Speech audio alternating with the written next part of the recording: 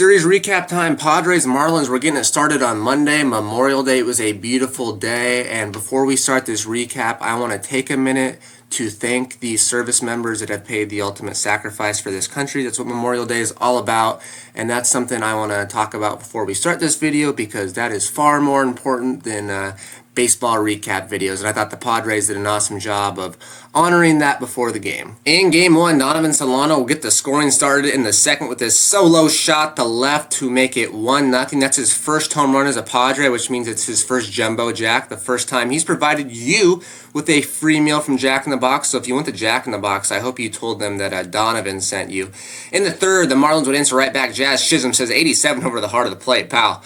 That's going to end up in the seats when you do that, and then he plays basketball around first base, and then he comes up to Campy and says Euro step, and then he sees his boy, says high five, hand symbols, triple high five to Josh Bell. That's a lot of activity and movement. But after that, Michael King would settle down. He'd end up striking out 7 batters over 5 innings, and he'd only give up that 1 home run. He was a little disappointed in himself. He says, no, not good enough. In the 7th, things get fun. Tatis grounds this to Anderson. He boots it. Everyone's safe. Kim is crawling around on the ground on the base for some reason. That's weird. And then all these people, they clap very harmoniously. That's very in sync. It's like, did they coordinate this? They're all sitting in the sun with their sunglasses on and just very coordinated. Except for this guy. He's like, no, I clap at my own discretion when I feel like it. Then the very next batter, Machado's going to ground it to Anderson again. This should end the inning. No, he boots another one. Everyone's safe. The bases are loaded. And take a look. It's just in and out of his glove. I don't know. It took a bad hop maybe. He touched second base just in case. It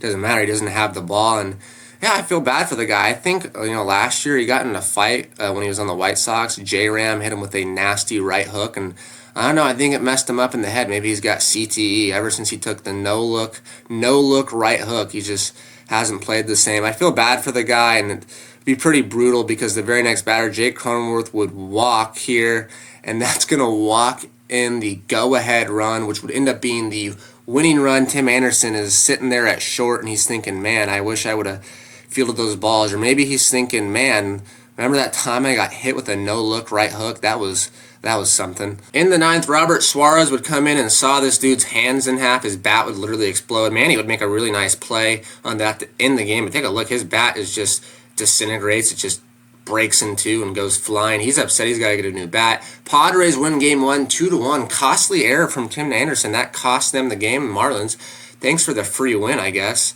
Game 2, Tuesday night. Matt Waldron was on the bump. This was a good one. This one was fun to watch. In the bottom of the first, Profar drives it deep to left. How far? Is it Profar enough? Jazz Chisholm going back at the wall. He jumps. Does he have it? Is it in that big purple glove he's got? It's a cool glove. He says, no, it's not in my cool glove. Profar's like, cool. It went over, I guess. And yeah, it's just out of his reach. He made it look like he caught it.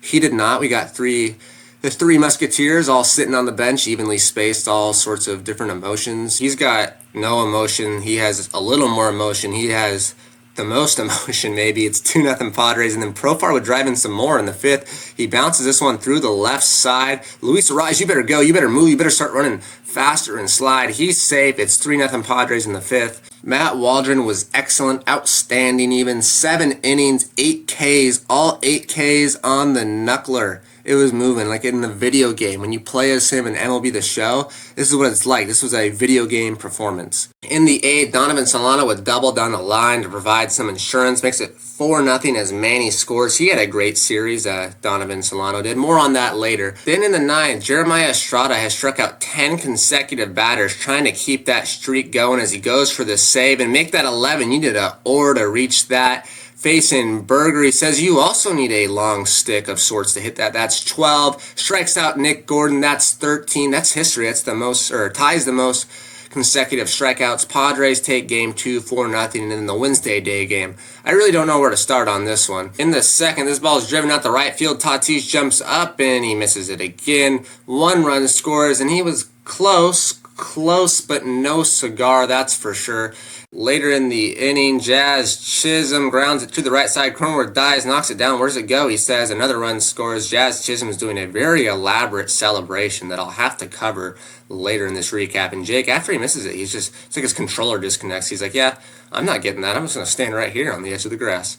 In the third, Marlins get another on this ground ball to Manny. He backs up on it and he yanks the throw left. Wild throw, another run scored. It's 3-0 Marlins. Manny's not happy about his throw. He shakes his head no. In the Padres, half of the third, we'd get one back on this Ha-Sung Kim solo shot. It'd be the only run we score, but hey, at least we got a jumbo jack. If you score one run, at least get a jumbo jack. And then the wheels fell off in the fifth. Kolek's in the game, so yeah, you can imagine the wheels are falling off. Line drive at the middle. Josh Bell is moving. He's really motoring. Throws off line.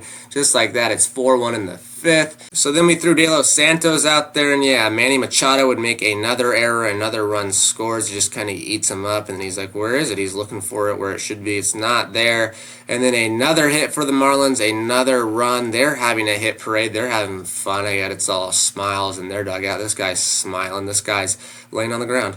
Manny would make a pretty awesome play here to end the inning, diving, throwing from his knees across the diamond just in time, puts it into the bleeding, and then we'd throw De Los Santos out there for another inning and give up an absolute moonshot. This ball, I think, left orbit, and it's 7-1 Marlins. Oh, but the Marlins aren't done scoring in the seventh. Jazz Chisholm's going to rifle this into the gap. Former MLB The Show cover athlete. That guy's fast. Chisholm's also fast, so he's going to end up on third. It's 8-1. He's got a triple, and he does the celebration again. And this is really confusing. He puts a helmet or a visor on or protection and then sprays or shoots. What does this mean? I'm confused. Does anyone know? Are there any Marlins fans that might be watching this, or just people that might know? What is he? Is he putting on a helmet? Is he spraying? Is he shooting? Who knows?